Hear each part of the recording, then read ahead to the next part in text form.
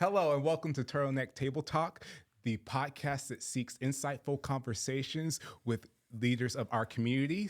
My name is Devin, and this is Austin, and we are super excited for today's guest. Today we have an awesome personality who is bringing up the film culture in Wichita.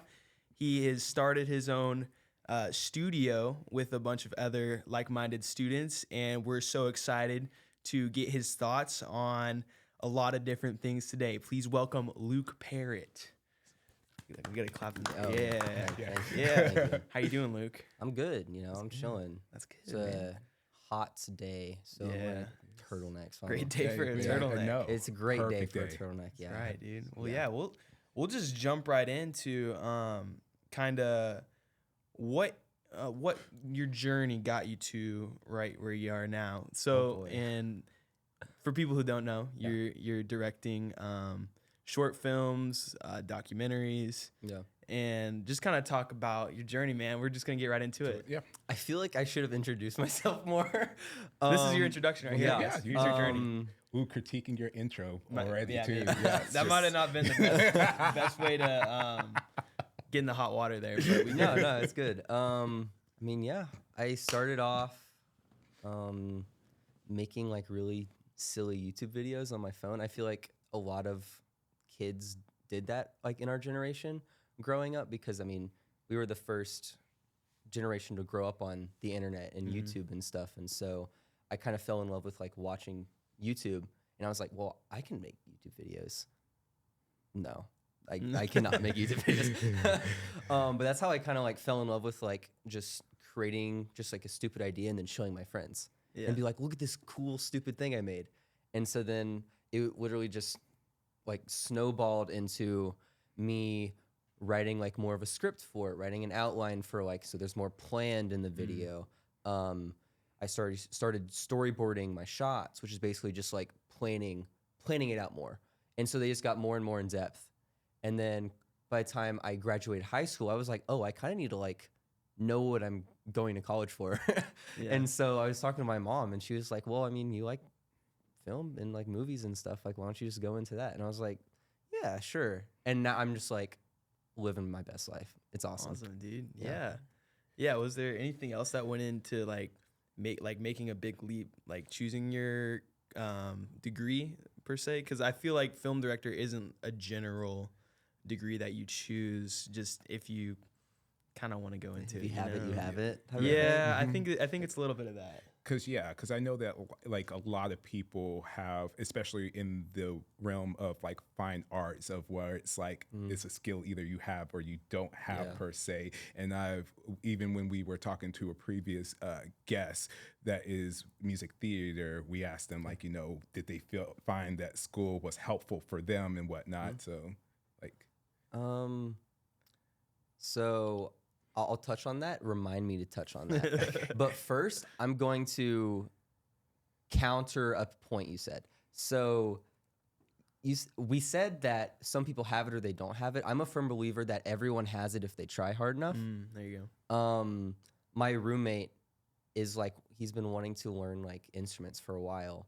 And he's like, my brain just doesn't comprehend music like that. Right. I'm like, sit down with me. I will teach you how to play an instrument.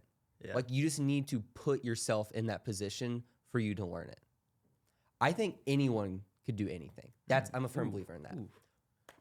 What was the question again? I think Devin had like a question at the end of his. Do you feel like, because we were talking about your process into like going to school for this and stuff, do you feel like school is like, is that something that is needed for this career path, or like, what's your thoughts on that? Because I know it's kind of a spicy question. It's like it's a spicy gray question. Yes.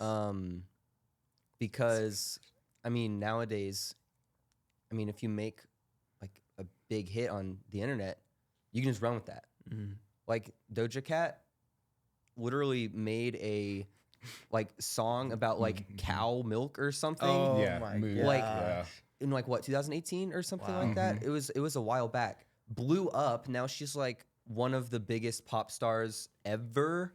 Yeah. So like, it kind of just depends. Film is a little bit different. It's a little bit harder to just like blow up, but like there's that chance. I think in school I've learned a lot more about the craft, which I think is obviously amazing. I think it's very, very important.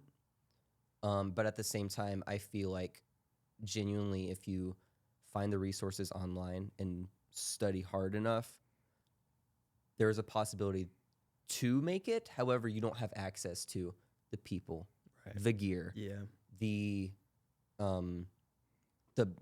area. You know, I think a lot of filmmaking, especially filmmaking, is who you know. Right. And so if you start off with like freelance or just kind of blow up online, you don't really know anyone. It kind of just depends on the situation. Yeah, for sure. What are some important skill sets that you think somebody should have to be a good film director?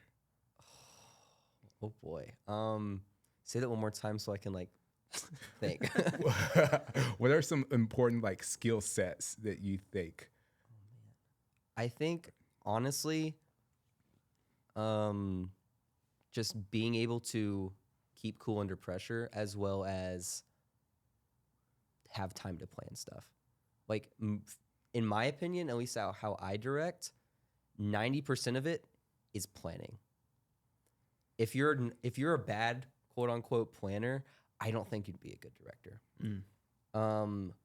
A lot of it is just making sure people are doing what they need to do, which a lot of that can go with like directing or assistant directing. But film sets, it's all about, okay, this time we need to do this time we need to do this. This is the order of how we're going to do it, and that's what we're going to do. Obviously, like if you get on set, there might be a couple changes where you're like, actually, I kind of like that. Let's switch this thing around. But like, it's very, very tentative. You need to be on it, basically. So those would be like my biggest things. I think also being able to emotionally engage with people on set, as well as the actors, as well as the vibes around you.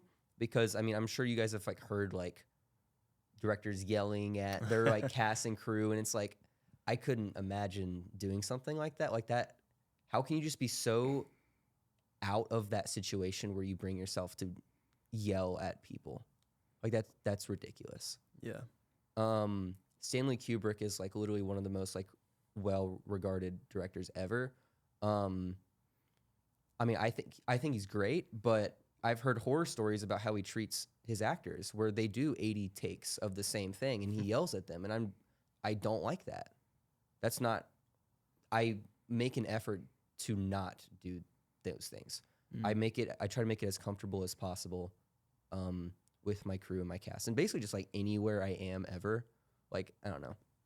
Yeah, that's awesome to hear because, yeah, like you said, that's not what you hear from some successful movies. While it gets results, it may not, produce the best relationships. And how has that for you developed when you started making like your first documentary, The Trap House, and then moving into Blue Stem Studios and just learning more as a director's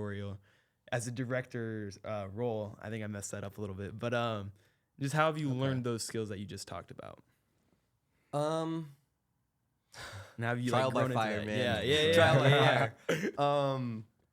No, I think one of the things that I've learned the most doing this for a couple years is it eats your time like an animal. Like I have a very interesting work/life balance, which is kind of like what influenced my film rundown that we had that premiere for. I was gonna try to build off of that with that. We can touch that. We can touch that later. Yeah. We're on the same page. But I think the first thing that I really did, because I did a couple shorts a little bit, but the first big endeavor I did was the Trap House documentary, which was like about an hour long. The first cut was like an hour and 15 minutes. Yeah. Doing that while balancing school was really, really tough. I had never had to do that before. Mm-hmm. So kind of like what the timeline looked like for people who don't really know what I'm talking about. The Trap House was a group of friends I met freshman year of college, and which includes one of the hosts, Austin. it was like a friend group of like what 35-ish people. It was a large group of people. 35-ish people, and so like around like October that first semester, I was like, what if I like start taking pictures with my camera, and like I can make like a little slideshow at the end of the year. That'd be really cute. Which eventually turned into, well, what if I interview people and like we can like cross cut that, which turned into, well, what if I just make a documentary where I interview every single person and take all the pictures I took and put them on screen, and I talk about what the purpose of college and life is. Yeah, no, it was really awesome. That really snowballed for you. The natural progression of how it should go. Yeah. Oh man. But that was a time sink. That was a lot of work. So December, once we hit that winter break, I kind of was like, I think I'm gonna make a documentary, which turned into January. I needed to plan, film, and cut together every single interview by the time spring break started, which is about 2.5 months. So then after that, I needed to edit it together for the premiere, which was going to be, I think it was April 22nd. That sounds right in my head. Like I have that I have that date. Well, fact on the back of my brain. It was seared in there for a while. Yeah. I don't know if you know this, Austin, but the day before the premiere, I went to the theater. Yeah. And I sat in it because I was making sure the audio sounded good, and the video was working. Video didn't work. Audio sounded terrible. I stayed up till 5 a.m. No. I stayed up. I think it was like 3 or 5 a.m. But like I remixed all of the audio. Yeah. No way, Yes. dude.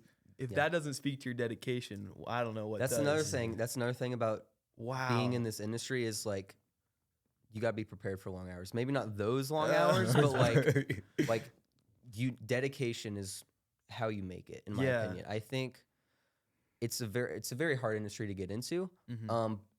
I think anyone who's in it right now just works their butt off all behind the scenes and you don't really notice. Yeah. Mm-hmm. Well, I'll speak to that because the experience was awesome. That was 2 years ago almost now, or was it 1.5? I don't. The time frame is it was blurry about in my head. It was a year ago, Year like and our a end of half. our freshman year. Yeah. Luke brings the entire Trot House and almost anyone he knows, brings them in for free to a movie theater. Where now I figured out he spent till 5 a.m. getting it right. And it was just an amazing experience for everyone to kind of get introduced to Blue Stem and watch a very professionally put together documentary about freshman year. And it was like awesome to look back at your lives. And yeah, so I think that's part of what you get out of it is just seeing everyone have that experience. And that's why, is that one of the reasons you come so prepared and so dedicated to this? I think so. Yeah. There's a lot of horror stories, man. There's a lot of horror stories. I've been on a couple sets where like it's clear there wasn't much planning before, and the difference it makes is astronomical. Mm-hmm. The difference between having a storyboard versus not a storyboard is like maybe 3 hours for maybe 2 or 3 scenes. 3 hours once you get on set? Like, yeah, like okay. 3 extra hours you would be on set. Or 1 hour less, but it's a pile of poop. Well said. Yeah. But it's very, you gotta come prepared. Yeah. That's the main thing. Yeah. Wow. Yeah. I appreciate that, especially not even in movies, but just like in some of my classes where the professor doesn't even come prepared. He shows up and looks through his last year's PowerPoint, throws one up, and then talks about it. Yeah, preparation is so. I mean, you can tell, crucial. and I can tell you guys came prepared. Like I can Somewhat. tell, Somewhat. and it's flowing very nicely, in my opinion. Yeah, for sure. Good. How would we like Thumbs up. to continue this flow of the conversation? Well, I was wanting to kind of circle back because as the director, you have your hands in a lot of different pieces. Yeah. So, like, who are some of the, like, for people who aren't as familiar, because we obviously did our research, so we know. But Yeah, obviously. To explain to other people, like, Fact what are checkers. like some of the people that you have to, what is it that kind of exactly you do as the film director, and how does that all go into creating the whole big picture of everything? That's a big question. That's a big question. The obvious blanket statement is like everything. They do everything. At least depends on like what level of budget you're working on. For people like me who like have a budget of like $20, I do everything. But like you go into like the higher budgets where it's like they pick out who they want on their set, who they want, all this stuff, which sometimes they don't even do that. The assistant director does that. They literally have a role, so the director doesn't have to worry about that. So the assistant director can just do all that like meaningless, like, okay, we got to make this call sheet so I can get every single person not meaningless. on. It's not meaningless because it's very important, like we talked about. But like the mundane, that's a better word. Yeah. The mundane routine, of getting the team together, crew, working with catering, all that stuff. Like I have to do all that stuff, because of the level I'm working on. It kind of just might depends. enjoy more of the big picture of the vision of the movie and whatever it is. The main thing with the director is just the main vision, and making that main vision come to life. That's why you see like a lot of like writer director combinations, which there are some that aren't. There's some that are. It kind of just depends. I've done both. It's a different challenge, like because whenever you start writing it, you kind of already visualize how you want it to look, how you want it to play out. And sometimes that works better. Sometimes that works not as well. It kind of just depends. But let's say I get handed a script. Obviously, I'm going to see that script different than how someone wrote it. You know?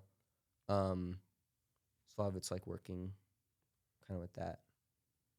Yeah. So with that process and with your upcoming new film, Rundown, what have sort of the challenges been in creating that, and what would you say those challenges really produced? It's a great question. Yeah, dude. That's a great question, dude.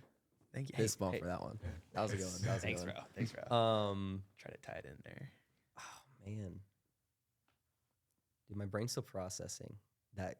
Okay, dude, this is a lot of work on Rundown. Yeah, man. That was a long thing. Should I just go into like specific like things about it, or should I kind of just like, this is what the timeline looked like from beginning of idea to like end final product? I'd like to hear that. And whatever the audience, what would you guys like to hear? Put it in the comments below. We need a live show. That'd be sweet. Live show would be fun. Well, so I had the idea. So Blue Stem, which I guess we haven't even really talked about that. Yeah. Let me talk about that for a second. Blue Stem Studios is a production company that me and some friends run. My friends and I run. That sounds better. Back check. But yeah, we make short films. We've made some features. We just keep ourselves busy, growing as filmmakers, getting a lot of people involved. We started from like, okay, it's like 6 friends doing this now. I just finished this script actually yesterday or 2 days ago.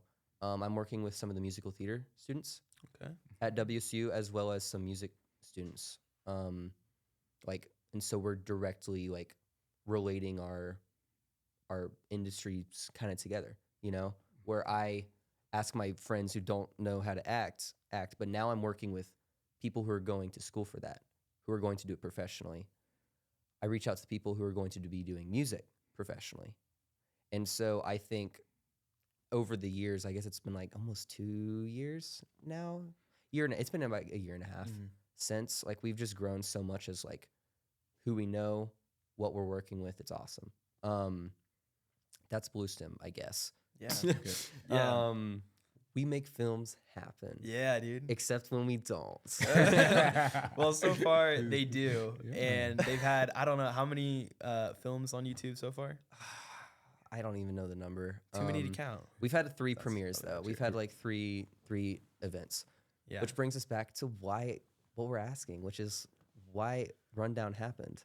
Why did it happen? Tell us. So first premiere was the Trap House premiere. That was a documentary. The second one was the Ben Jaw Man. Yeah. Which Austin also attended. I was fortunate to attend to all 3 of these. He's an OG. He's is, an OG. man. Die hard. I feel yeah. very lucky. He's gonna like rip his turtleneck and it's gonna be like, Tattoo of you, Luke. I love you. oh, come on, stop. Sorry, I will stop. Okay, thank you. But so the second one was the binge ramen, which is like a comedy thriller a little bit. It's fun. It's fun. It was. But that was a process and a half. So I wasn't much of the production side. I was definitely on the editing side of that. They filmed that over the summer while I was back home in OKC. But during like, they started in like April-ish. They went till about like September. Whoa. Whenever, because we premiered it in September. So during the middle of the summer, they had to recast the lead actor. So they had to refilm every single scene. Which I'm so glad. This is why planning is important. I can sense the Yeah. Wow. So that's kind of why I was like, okay, maybe we should like plan stuff out. Because that sounds like the worst thing ever. So learning by doing. yeah, so about like a month before the premiere is whenever we had all of the footage to like start editing, which is not how it's supposed to go. That's not how it's supposed to go. Not how it's supposed to go. Rundown, I spent from like January to May editing, or actually December to May editing, not 1 month. So that month was a lot of work. There's 5 chapters. It's an hour-long thing, but it's split into like 5 chapters. I edited like 1.5 of them. So I guess we split it between like 3 people, which it was like the most crunch I've ever like experienced in my entire life. It was rough. And so I get to the premiere and it's like, it's over.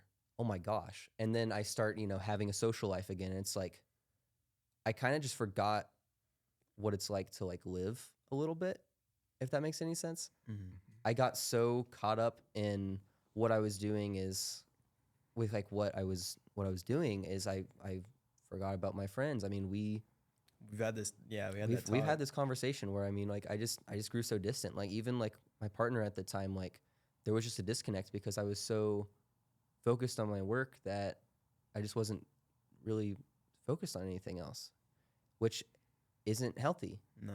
Believe it or not. Believe it or not. It's not a healthy dynamic. I don't believe it. Yeah, don't believe it. Yeah. No. It's actually better for you. Please, that is not true at all. It's not true. We're editing that. But that's kind of where the script originated, was kind of like that's not a good thing. And I need to focus on that. So obviously what I did was I worked more writing the script. Oh my gosh. Which like I took my time with actually. it was from like late September to like kind of like late October, which is like a reasonable time. Yeah. It was like a 30-page script. That's a reasonable time. Yeah. It was an interesting experience writing that. It was very therapeutic. Especially after like having multiple conversations with friends, with my past relationship, like it was really, really helpful as a growing point. And so I kind of made it as a reflective of like, hey, I'm shining a light on this issue. It's not good. Don't do it. So Rundown is about basically this guy named Tom who gets this new opportunity at his job, and it starts to detract from his relationship with his girlfriend Ava, which kind of obviously signifies that personal life from work life. And so throughout the film, he has to balance like, okay, which one's more important? Work / like pride and like what he like holds himself in, or happiness, love, like not being stressed, I guess. And so it's kind of just a balance of priorities. That's like what I originated the film on. Yeah, based on your experiences, which is very cool. Very cool.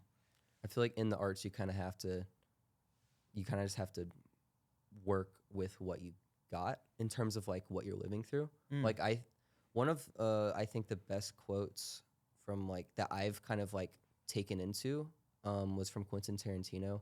Say what you will about him, but like he basically said that if you aren't putting like what's going on in your life in your art at that moment, it's not right. So he used this like example of like it could be like a cowboy story, but if you're like in the middle of a breakup and you somehow don't like put that in the middle of the story of like that heart, that emotion, like it's not accurate to you as an artist.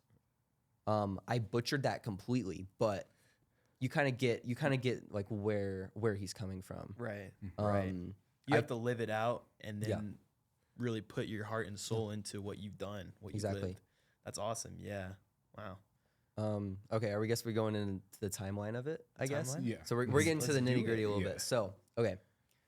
Writing started like late September. Went all the way to like late October. And then let's push that over there for the visual people at home.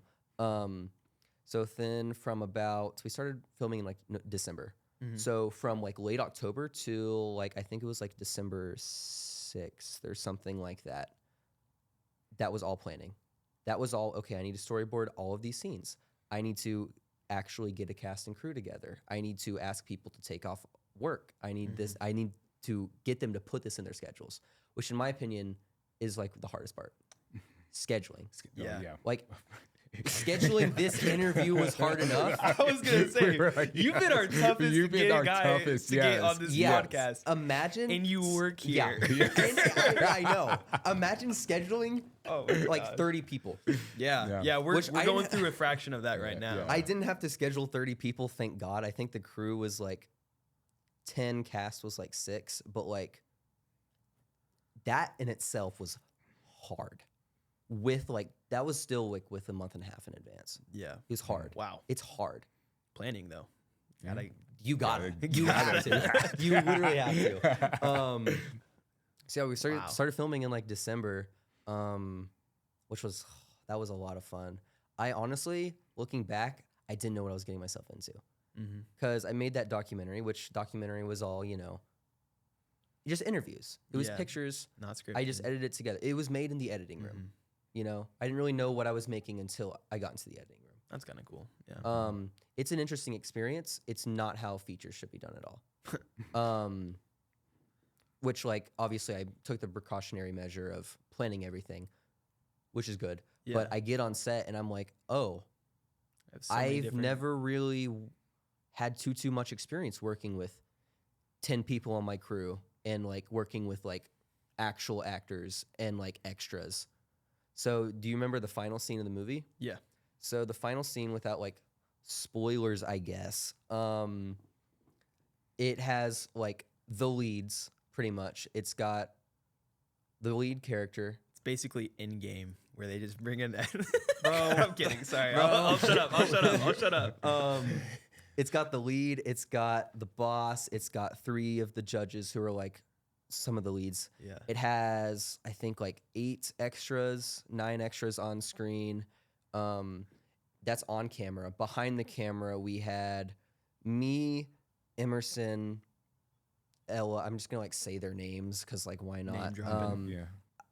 There was obviously other people, but there was like probably like 7, 8 people behind the camera too. So I had to tell all these people what to do.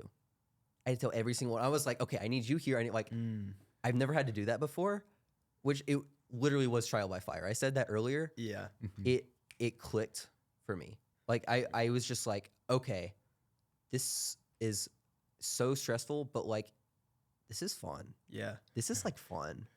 I'm like, we're making a movie. This is kind of cool. But yeah. Like a boss. There you go, dude. Yeah. And so filming went from like that, and then we took a break for Christmas, obviously.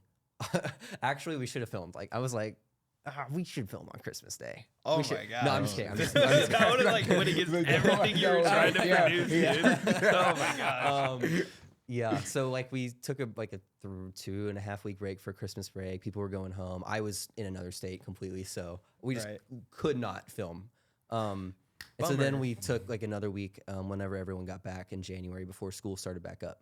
And so then from January to the premiere on May 12th, I edited all of it.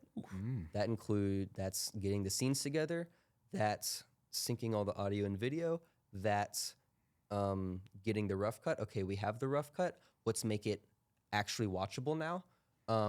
Trimming it up, splicing all the audio together, mixing the audio, get the color grade. Let's get the music. Let's start writing the music. Let's start orchestrating the music. Wow. So there's a lot of stuff. There's a lot of stuff. Yeah. Wow. There's a few questions that went through my mind there. But like you said, you really learned how to be a leader in the middle of the process. Would you say that? Yeah. I would agree with that. I would. Yeah. And you think the biggest thing from that is just being prepared on clarity. Yeah. And just being able to tell everyone what to do. And also, do you think a little bit of that comes with delegating out a little bit, even though it's all in your head? Like, how much of that is trusting who you have to also kind of make the right decision with the same vision in mind? So that's something that I'm still learning. Yeah. I've been doing more stuff, and so I kind of have more of like okay, I know these people are really, really good at this. I know these people are really, really good at this. Let's put them in certain blocks that I know that they'll excel in. And like I love incorporating new people, but I'm starting to get to the point where I have like multiple people for multiple different jobs, which is hard to incorporate new people, which goes against the very thing I stand for. So I still like try to do it as best I can. But it's hard. A lot of like I think like the main thing as a director is learning with, I don't know, I guess it's kind of just like working through the hoops, working with people, finding out what they're good at, pushing them in that right direction, watching them excel. Yeah. Because which is kind of like I've tried before and it doesn't work. Like I've tried to do everything at the same time. You can't. Film is such a collaborative process that I don't think it doesn't work with one person. Like I think if you have one person do every single thing, it doesn't come out as good because it's one person's creative mind on it. Where if you have a bunch of like-minded individuals with a bunch of different ideas of where to take it, that's when it starts to get interesting. That's what I like the most. As a director, I guess like we'll run down a little bit. We'll go into the future. We haven't even filmed this yet. We start filming in August. Oh, baby. This new script that I'm writing, I guess I already wrote it, but I'm in the process of working with the actors now because we need to get on the same page before we get on set. Yeah. Like obviously actors, memorize your lines. Like that's obvious. But like before you get on set, the first day, you kind of need to go through scene by scene and like, okay, what's the motive of this character? Why do they say this line? How do they say it? Every single line. Yeah. Maybe not like every single line, because some of it's like kind of obvious the way you like write the script, but like you really want to get into that like real fine detail of it. I was reading, this was like the first draft I was reading with some of my actors. They like asked me like why I chose this line, and I was like, I don't really know, which is not good. If you don't have a reason, you shouldn't do it. Yeah. So I changed it, and now there's a reason. Yeah. So like, that being said, I'm still learning and growing, which I think is awesome. Yeah. I think it's awesome. It's really cool to see that process as well. Yeah. For sure.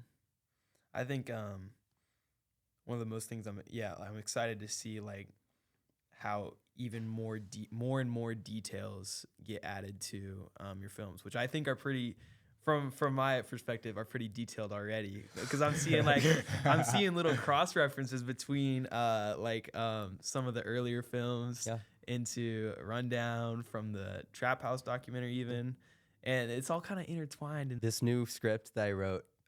Is it connected in a little bit? Yeah. Oh man, it has some. All right. Can we get a little insight as to what that is? Just a little. Let's see. It references. Have you one of the things we premiered at the Rundown premiere, which is actually on YouTube right now at Blue Sim Studios. Vernley's first mission. That was funny. That was really funny. It references that. It references I think it references Rundown too. Okay. It's just like a little like yeah. Which we don't have to get into that one too much. Okay. We're still we can come back to it, but let's get through these questions first, podcast. and if we have some time, we can touch on the new stuff. For sure. We got all the time in the world some for of you. some of the questions were as to what you are preparing to do in the future. So. Oh boy. Okay. Right now, are we answering that right now? Yeah, let's answer it right now. Okay. I mean, we're in it. Obviously, film. Like obviously, I mean, I'd hope you found your calling. Yeah, no, it's awesome. It's awesome. I feel like I've talked to like my mom about it multiple times, but the person I was going into college is so much different than the person I am now. It's because I found what I love and the people I love making it with, you know. That's so sentimental. That's so sentimental. Is. I know it is. It is. The heartstrings My heart a little is bit. so Yeah. It's partially why like I wanted to have you on this podcast for people to see you finding your passion and just going for it. That's so awesome and inspiring to see for anyone out there. And I just really hope that this can be a catalyst for them finding their own passion, you know. But yeah, let's continue. For like anybody who is interested in like filmmaking, like what would be like the next steps for them, or where? Okay, that's a good question. I think the main thing I was scared of was making something bad. Like even like whenever I was making those really silly YouTube videos, which I took off the internet because I was I was like 5 years old, and I was like, I don't want people to watch that, so don't try finding them. But basically, like, well, because I wanted to show people, and sometimes they'd be like, that wasn't funny. Ooh. Yeah, which that hurts. And so thankfully I kind of got that mindset like a little bit out of the way, but a lot of people are scared to make something because they don't want it to be negatively received. Yeah. Which that's fair. It's a huge mental block. Yeah. It's really, really rough. But a lot of that is just pushing through it. Make something bad. Like, I don't care what it is. You need to make something bad in order for you to make something good. That's just statement. That's literally just facts. That's just facts. Like, I had to make those really silly YouTube videos in order for me to be where I am. You know, that's just part of the process. You can start really small like I did and then work up to, okay, I'm working with actual actors, actual people like who know what they're doing. I'm going to school for film. Like, I'm not saying you need to go to school for film to make a film, but there's that progression. If you actually are interested in the industry, you're not going to make it by not making a movie. You need to make something. Boom. Yeah. No, that's awesome. Yeah. I think I was kind of realizing the controversial nature of not caring enough about what people think, but you're actually making it for them to think about. So I didn't realize just till now how much of a struggle that might be. Is that something you thought about as well? A lot? Maybe a little bit. Yeah. Okay. No, like every single day of my life, man. I'm like, I think that's why I remember like the premieres in such like a high regard is because people like come up after me and they're like, wow, man, like I can see the dedication, like you, like after the premiere, you gave me a hug and you're like, I could see all the dedication that you put into this thing. And it's admirable, which makes me feel validated for spending 8 months of my life on it. Right. Not every project's going to take you 8 months, but you know. Yeah, this podcast itself is close to like, I don't know how long. It's been a while. process. From the first idea, this was like maybe 6 months ago. But so you guys kind of understand the process of like, okay, we really need to just sit down, kind of stir the pot, see kind of like what works, what really doesn't, as well as, I mean, I saw your guys' bullet points of all those things. Like, good for freaking you guys, honestly. Like, it's a lot. Like, it is a lot planning and taking the initiative to make something.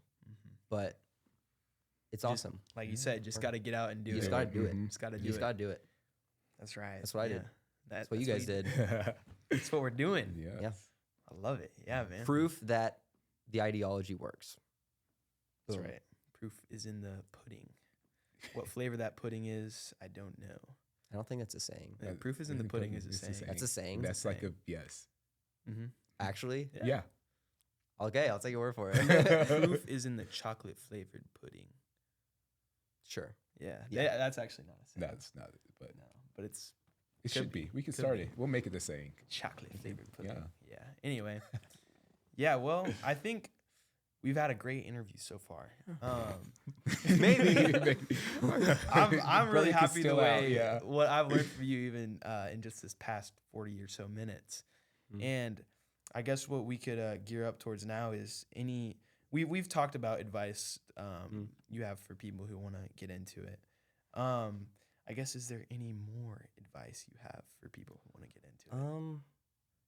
Yeah, very I deep would. question. I'd say find what you love, and work with it. Mhm. There's so many different genres of art. I mean, there's music, there's film, there's actual painting. There's so many different things. There's so many different ways to express yourself nowadays. I mean, you do dance, which I love interpretive dance and like theater dance. Oh my, it's beautiful. It's so magical in my opinion. What about Zumba? I've done Zumba. Zumba's awesome. I like Zumba a lot. Zumba's sick.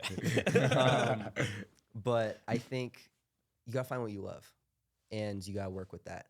Mhm. I found love in visual storytelling, and so I kind of ran with that, and I'm here where I am now. I'm sure you fell in love with dance, and you've come into that person.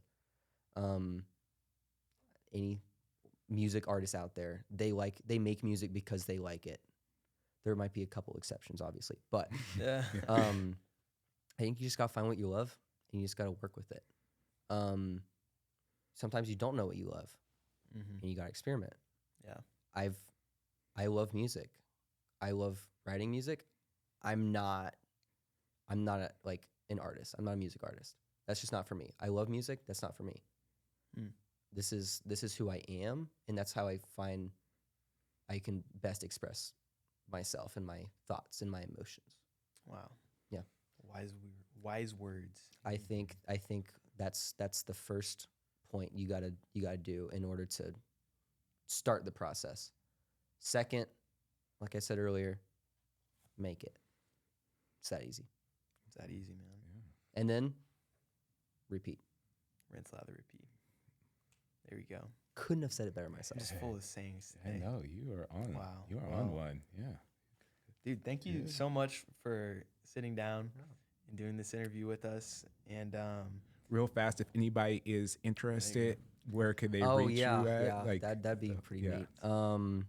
So on Instagram and YouTube, just look up Blue Stem Studios. You'll probably find it. It's got film stuff on it. If you're into that, I guess. I gotta really like pitch myself better. you're doing good. You're doing good. But I mean, yeah, you can follow me on Instagram, I guess. Lukey Poo is my @ but like Nice. I'm doing film stuff, so follow the film page. There you go. Yeah. All right. Yeah. Well, once again, man, thank you so much. Of We're course. glad to have you, and keep on keeping on, man. Doing what you do. Yeah, I'm That's trying. easy. All right, man. Great stuff. I don't really know how to end this. Man. Yes. wait, no, yeah, we got it. You Thanks got for it. sharing your passion with us.